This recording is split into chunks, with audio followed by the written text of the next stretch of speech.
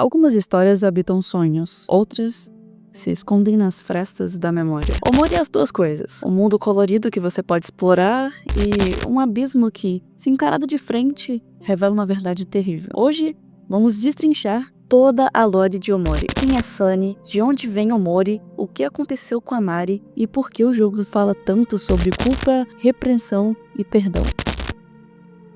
Omori é um RPG indie criado pela Omocat, que foi lançado oficialmente em 25 de dezembro de 2020. O jogo mistura pixel art, ilustrações desenhadas à mão e uma trilha sonora que equilibra doçura e horror.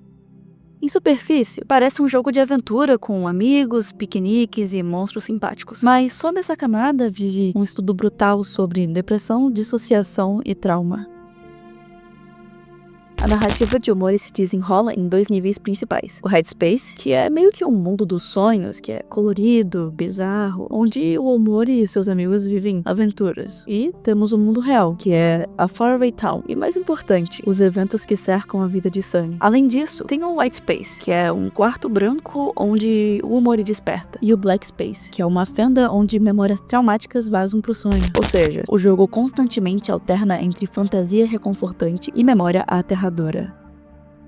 Sunny é o garoto no centro da história. Ele vive recluso no mundo real e cria o alter ego Omori no sono. Omori é silencioso, monocromático, com olhos vazios. A manifestação da representação emocional de Sunny. Enquanto Omori explora Headspace, Sunny vive em isolamento, com memórias que ele luta para manter trancadas. Mari é a irmã mais velha de Sunny. Ela é uma figura calorosa que organizava piqueniques e cuidava do grupo. A morte de Mari é o acontecimento que tudo desencadeia. É o gatilho para a culpa de Sunny e para a criação do Headspace. Basil é o amigo tímido e sensível que mantém o álbum de fotos do grupo. Ele testemunha e participa de eventos cruciais após a morte de Mari. Basil carrega culpa e paranoia. Ele é quem, no passado, fica mais petrificado e isolado após o incidente. Kel é o garoto energético, sempre empurrando Sunny para sair. Hiro é o irmão mais velho protetor e figura quase paternal. Albert tem um arco de raiva e redenção. No Headspace, eles têm habilidades e personalidades exageradas, mas em essência representam os mesmos traços do mundo real. Aí daí chega aquela parte que você pergunta o que realmente aconteceu. E é isso que eu vou te contar agora. Na infância, Sunny discutiu com a Mari no dia de um recital. E ele acabou empurrando a Mari. Ela caiu da escada e... Bom, você já sabe o que aconteceu. O Basil chegou depois e ele ficou em choque. Ele ajudou o Sunny a encobrir, pendurando o corpo para parecer um... Esse segredo destruiu a vida dos dois. Sunny se isolou de todo mundo e o Basil entrou em paranoia. E os amigos se afastaram.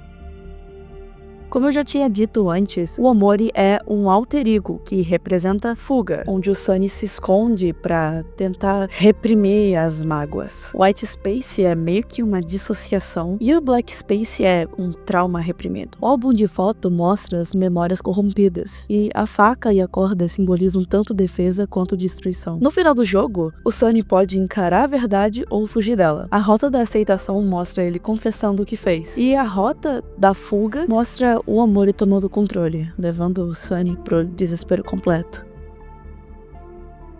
O jogo tem múltiplos finais, mas todos giram em torno da pergunta: você encara sua dor ou continua fugindo? Depois de tudo isso, a gente para e pensa que Omori não é só um jogo, também é um retrato de culpa e memória, e também um lembrete de que fugir pode nos manter vivo por um tempo, mas só a verdade nos liberta.